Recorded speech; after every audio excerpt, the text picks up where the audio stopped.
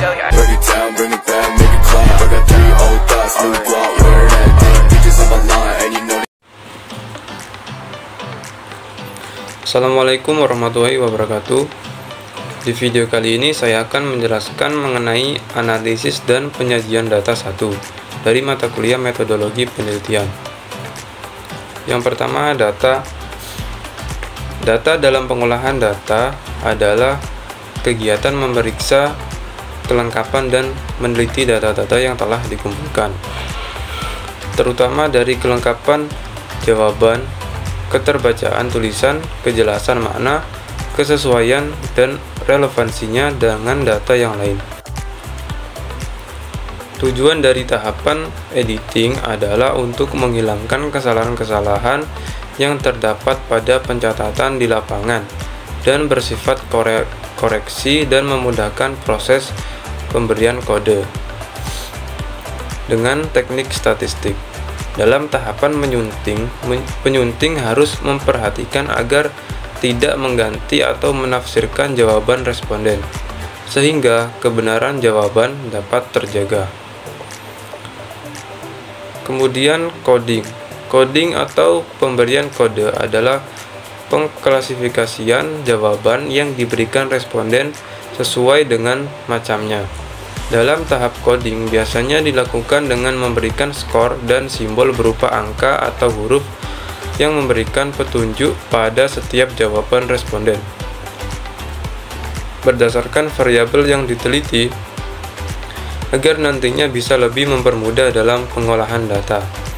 Dalam hal ini, kita harus memperhatikan pemberian kode pada jenis pertanyaan yang diajukan. Apakah pertanyaan terbuka atau pertanyaan tertutup? Kemudian tabulasi. Pada tahapan ini, kita melakukan data entry, menyusun dan menghitung data yang telah dikodekan ke dalam tabel. Tabulasi merupakan langkah selanjutnya setelah pemeriksaan dan pemberian kode. Dalam tahap tabulasi, data disusun dalam bentuk tabel agar lebih mempermudah dalam menganalisis data sesuai dengan tujuan penelitian. Tabel yang digunakan dalam penelitian ini adalah tabel frekuensi yang dinyatakan dalam persen. Kemudian statistik deskriptif. Analisis deskriptif adalah metode penelitian dengan cara mengumpulkan data-data yang sesuai dengan sebenarnya. Kemudian data-data tersebut disusun, diolah, dan dianalisis untuk dapat memberikan gambaran mengenai masalah yang ada. Kemudian analisis inferensial uji kualitas data.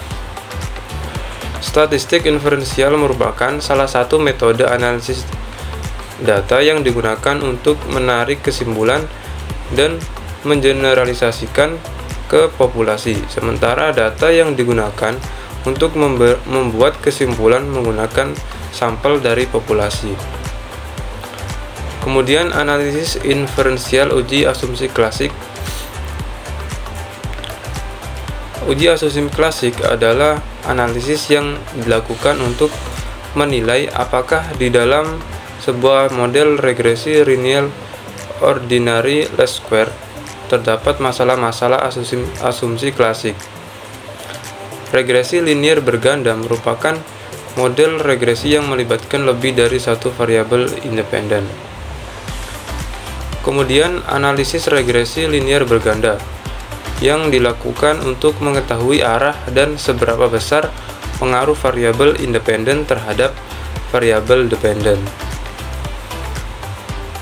Kemudian uji korelasi merupakan metode statistik yang digunakan untuk mengukur sejauh mana hubungan antara dua variabel atau lebih. Hasilnya dinyatakan dalam koefisien korelasi yang berkisar antara -1 hingga 1 dengan nilai 0 menunjukkan tidak ada hubungan.